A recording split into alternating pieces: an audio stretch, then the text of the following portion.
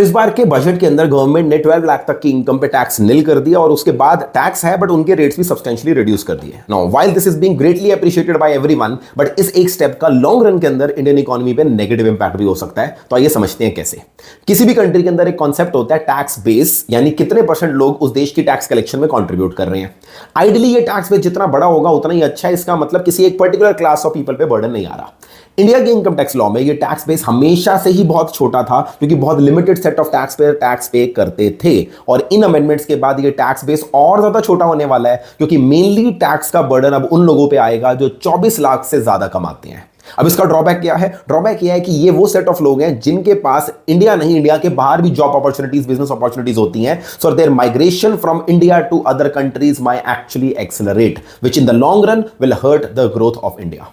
Secondly, आपको data बताऊं, government के हिसाब से 1 लाख करोड़ का लॉस होगा इन स्टेप से। इसके बावजूद overall tax collection, direct tax की कलेक्शन गवर्नमेंट कह रही है हम 11% से बढ़ा देंगे। अब ये कैसे होगा? अगेन वो लिमिटेड सेट ऑफ लोग 24 लाख से ऊपर वाले, उन पे और ज्यादा स्क्रूटनी होगी, उन पे और ज्यादा नोटिस भेजे जाएंगे, जिससे लॉन्ग रन में वो डिससेटिस्फाइड होकर they might actually think of migrating from India.